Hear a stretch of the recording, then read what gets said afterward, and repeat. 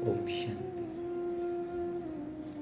आज हम 15 मार्च 1972 की मुरली रिवाइज करेंगे। मुरली का टाइटल है त्याग और भाग्य। तो इस मुरली में बाबा सबसे बड़ा त्याग कौन सा है उसके बारे में बताए हैं,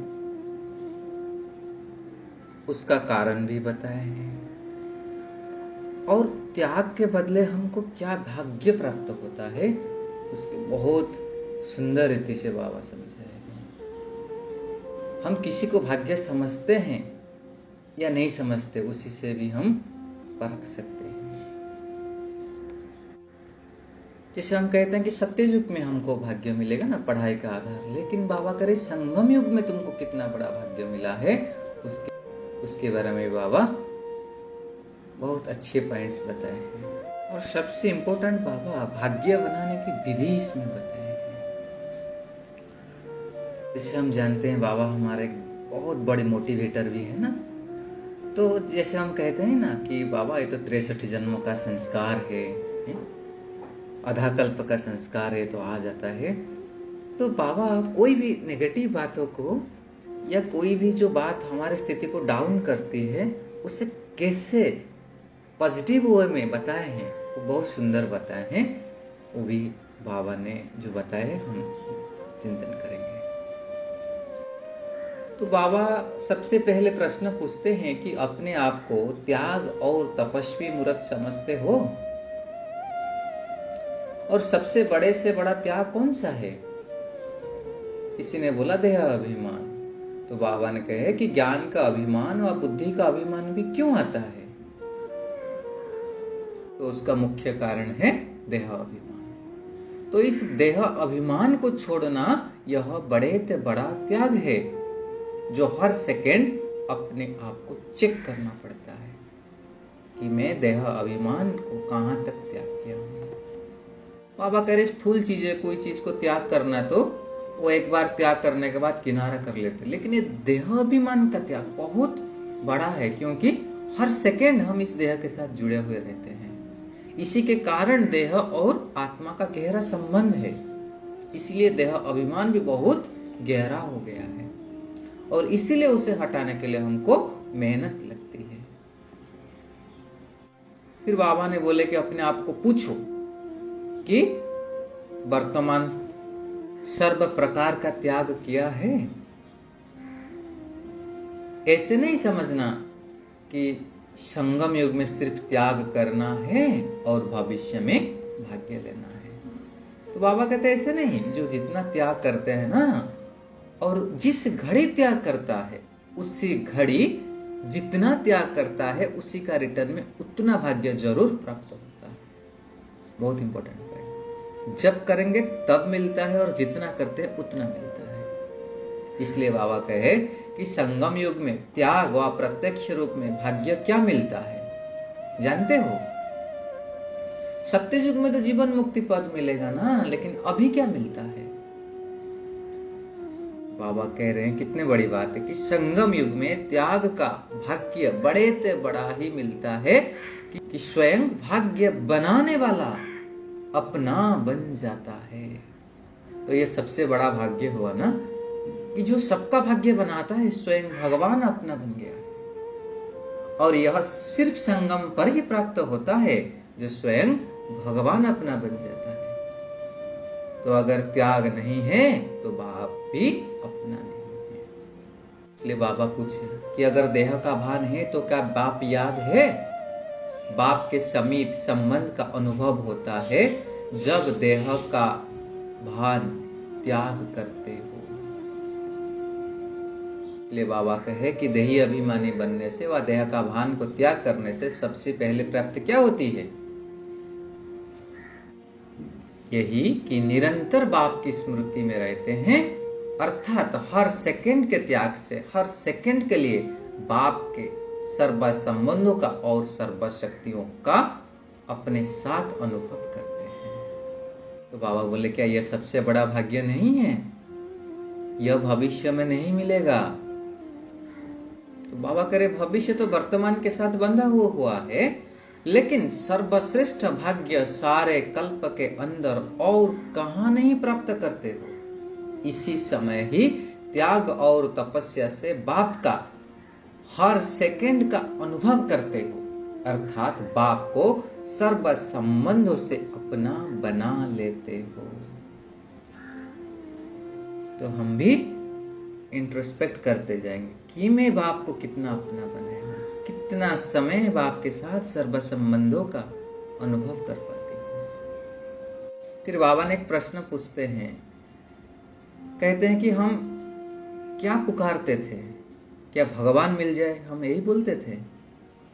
हम भी अपने आप को पूछेंगे कि हम क्या चाहते थे ज्ञान में आने से पहले, सुख शांति मिल जाए या ज्ञान मिल जाए, क्या चाहते थे। बाबा कह रहे कि पुकार यह नहीं करते थे कि हमें भगवान मिल जाए, पुकारते तो कुछ और थे लेकिन प्राप्त और कुछ हो गए। जो संकल्प में ना स्वप्न में था वही प्राप्त हो रहा है ना।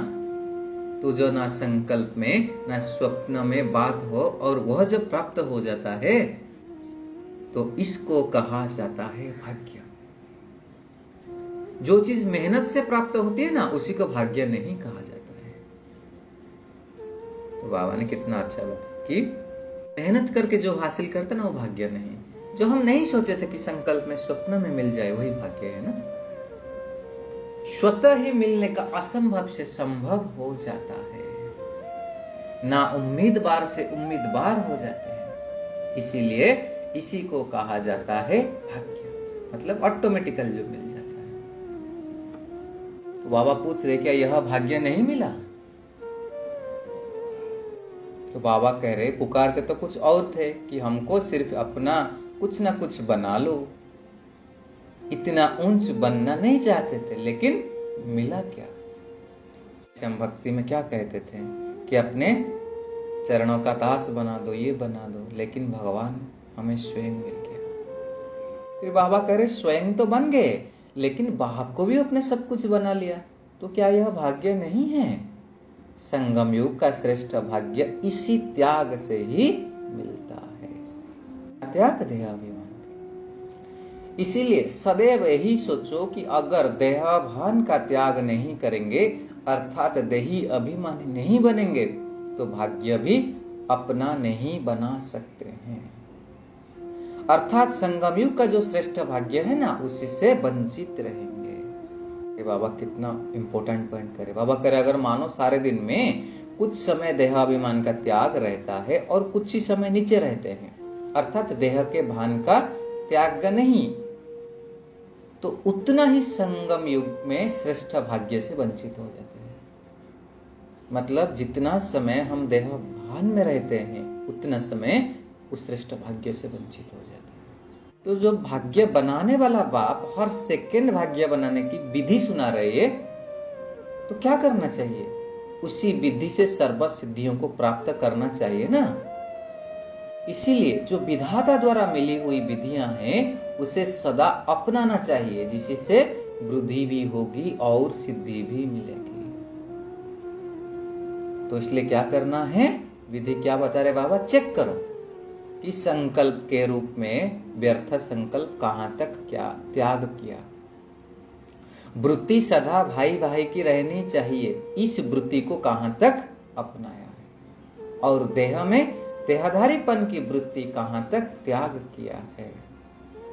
तो यह है उसकी विधि कि व्यर्थ संकल्प से संपूर्ण मुक्त, संपूर्ण त्याग, और सदा भाई भाई की वृत्ति, देहधारीपन की वृत्ति का भी त्याग। फिर बाबा त्याग के लिए एग्जाम्पल दे रहे माँ की। जैसे बच्चों के स्नेह में माँ तन का भी त्याग करती है ना। जब देहधारी के संबंध के स्नेह में अपना ताज तखत और अपना असली स्वरूप सब छोड़ दिया है ना, तो जब अभी बाप के स्नेही बने हो तो क्या देह अभिमान का त्याग नहीं कर सकते हो। बाबा पूछ रहे मुश्किल है क्या। फिर बाबा कह रहे कि सोचना तो यह चाहिए कि अल्पकाल के संबंध में इतनी शक्ति थी जो ऊपर से हमें नीचे ले आया, और अब जब बाप कहते हैं और बाप से सर्व संबंध जोड़े हैं, तो क्या बाप के स्नेह में यह उल्टा देहाभिमान का त्याग नहीं कर सकते। पुनः बाबा माँ की एग्जाम्पल देते हैं कि बच्चा अगर 1 मास बीमार है तो माँ का जो अल्पकाल का संबंध है ना, देह का संबंध, तो उसी से माँ 1 मास के लिए भी सब कुछ त्याग कर देती है। देह की स्मृति, सुख सारे त्याग कर देती है, मुश्किल भी नहीं समझती हो। और यहाँ तो सदा काल का संबंध और सर्व संबंध है, सर्व प्राप्ति का संबंध है, तो यहाँ भी 1 सेकंड में त्याग करने में देरी नहीं करना चाहिए। फिर बाबा पूछ रहे इतना वर्ष क्यों लग रहा है? फिर किसी ने जवाब दिया कि बाबा अधाकल्प का जब अभ्यास पड़ा हुआ है ना, उसी के कारण। मतलब हम अधाकल्प से देहभान में आ रहे हैं ना, द्वापर से। तो देखो बाबा कितना सुंदर कह रहे। बाबा कह रहे और वह जो अधाकल्प देहभान से और विकार से न्यारे थे, वह अधाकल्प का अभ्यास 1 सेकंड में भूल गया। मतलब सत्ययुग और त्रेते युग में, उसी में तो हम देहभान से बिल्कुल ही परे थे ना। अगर हम कह रहे हैं कि द्वापर और कलयुग में हम देहभान के कारण आने के कारण वो स्मृति हमारे ऊपर हो जाती। बाबा कहते आत्मा के अंदर वो स्मृति भी तो है ना कि हम सत्य और तृतीया में अधाकल्प देहभान से परे। तो सत्ययुग तृतीया में निर्विकारी तो थे ना, तो 2 कला कम होने के बाद भी तृतीया में तो निर्विकारी ही तो कहेंगे ना, विकारों के आकर्षण से परे तो थे ना। तो यह भी तो अधाकल्प के संस्कार हो गए, तो वह क्यों नहीं स्मृति में जल्दी आती है? ये क्वेश्चन बाबा पूछते हैं, तो हम सब के लिए भी इंट्रोस्पेक्ट करने की बात है। तो सत्य और तृतीया वाली स्मृति इतने जल्दी क्यों नहीं आती? फिर बाबा कह रहे कि आत्मा का असली रूप क्या है?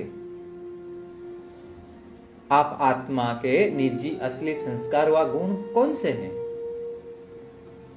है ना जो बाप में है, जैसे बाप गुण के, ज्ञान के सागर है, सुख शांति के सागर है, तो वो सब आप उसके स्वरूप तो है ना। तो बाबा पूछ रहे वह फिर जल्दी स्मृति में क्यों नहीं आती है? ऐसे अपने से बातें करो। समझा बाबा? इससे एक टेक्निक कहते हैं कि ऐसे बात करो अपने आप से बैठ करके कि तो बाबा का संस्कार सो मेरे संस्कार मेरे अंदर क्यों नहीं आती है? सत्यों का संस्कार वो जो स्मृति क्यों नहीं इमर्ज होती है? ऐसे ऐसे अपने से बातें करते अर्थात रूहानियत करते रूहानियत में स्थित हो जाएंगे। क्योंकि जैसे जैसे बातें करेंगे ना हम और इंट्रोस्पेक्ट होते जाएंगे, तो फिर हमें पता चलेगा।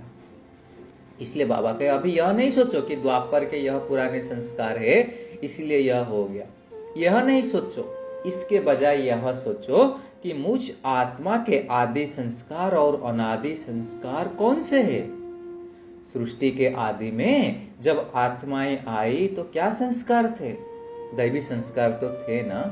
तो यह सोचो आदि में आत्मा के संस्कार और गुण कौन से थे? मध्य को नहीं सोचो, अनादि और आदि संस्कार को सोचो। तो क्या होगा कि मध्य के संस्कार बीच बीच में जो प्रज्वलित होती है ना, वह मध्यम हो जाएगी। तो ये सुंदर विधि बताई बाबा ने कि आदि और अनादि संस्कार को सिर्फ बार बार स्मृति में ला, तो मध्य की संस्कार क्या हो जाएगी? मध्यम हो जाएगी, अर्थात ढीला हो जाएगा। द्वापर और कली के जो संस्कार है, तो मध्य के संस्कार भी मध्यम हो जाएंगे और जो अनादि और आदि संस्कार है वह प्रत्यक्ष रूप में दिखाई देंगे। तो बाबा पूछ रहे समझा?